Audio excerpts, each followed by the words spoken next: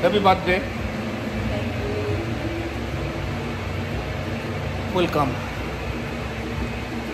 তো কেমন যাচ্ছে জন্মদিন? আজকে আমাদের অনেক মানুষ সবাই ফেসবুকে হ্যাপি বার্থডে জানাইছে, তাদের সবাইকে ধন্যবাদ জানাচ্ছি আম কাপের মাধ্যমে। আর আলমগীর আমাদের এখানকার নজিপুরে যে পশ একটা রেস্টুরেন্ট তারা উঠোন এখানে নিয়ে আসছে। আমরা এখানে আসছি, আমরা মোটামুটি খাবো আর কি।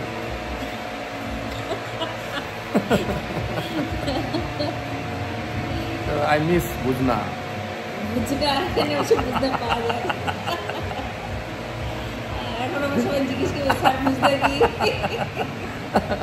না, বুঝনা তো সকালে যেতে হবে, এখন তো বুঝতে আর হচ্ছে পাওয়া যাবে না। নগর মানুষ সকালবেলা খায়। এটা হচ্ছে লেটা খিচুড়ি অথবা শুকনা খিচুড়ি। এটাকে ওরা খিচুড়ি বলে না, ওরা বলে বুঝনা, আলু ভর্তা ডিম ভাজি দিয়ে খায় আর কি। তো যেটা আলমগীর ম্যাক্সিমাম টাইম সাইকেল চালাতে গেলে সে বুঝনা হ্যাঁ, খায়।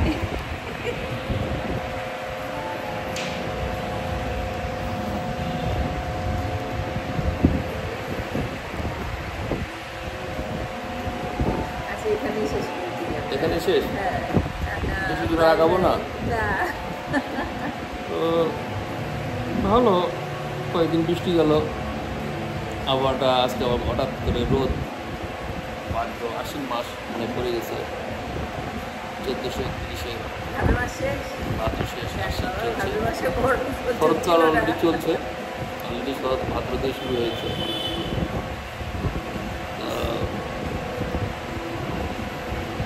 এই আর কি, চারদিকে বাইরে সবুজ, দূরত্ব বেশি, বৃষ্টিপাত যদিও আটটা নদীতে পানি নেই, সেটা ব্যাপার। আপনাদের কেন পানি খাচ্ছে না?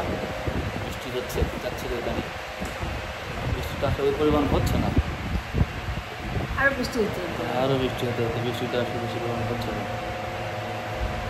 আর এই সব কিছু মিলেই একটা জ্বর গেল, অস্থিরতা। আলমগীর খুব জ্বর ছিল।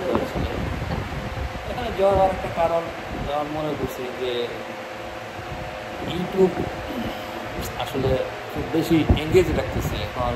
আমি ভাবলাম যে আমাদের প্রি ইউটিউবিয়ান যুগ, প্রি ইলেকট্রনিক মিডিয়া এজ, যে এজগুলো ছিল আমরা পার করে আসছি, সংবাদপত্রের যুগ, ইলেকট্রনিক মিডিয়ার যুগ এবং ইউটিউবীয় যুগ চলছে, সোশ্যাল মিডিয়া।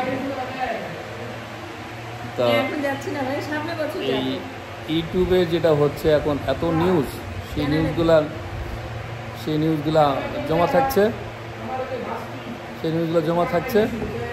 জমা থাকাতে আমরা আবার দেখছি পরবর্তীতে। তো এগুলো আমাদের দেখতে হচ্ছে। তো ফলে আমাদের সময়গুলো ওখানে চলে যাচ্ছে, অস্থিরতা তৈরি করছে, রেস্টটা হচ্ছে না ঠিক মতন, ফলে এটা আমাদের শরীরের উপরে ইফেক্ট করছে আর কি। হ্যাঁ, আমরা সারাক্ষণ ইউটিউবে এটা হচ্ছে নিউজগুলো এখন দেখছি, যার জন্য শরীর খারাপ আমি হয়ে আমি যাচ্ছে। ভাবলাম যে প্রি ইউটিউবের যুগে আমরা কী করতাম, ইলেকট্রনিক মিডিয়ার যুগে। তো একটা পর্যায়ে 12:30 একটা পর্যন্ত যারা টকশো করতো, তারা আসলে ইনসমনিয়া, মনে করতাম যে তারা ইনসমনিয়া রুগী, 1-2টা বোন তার টকশো করে বেড়ায়।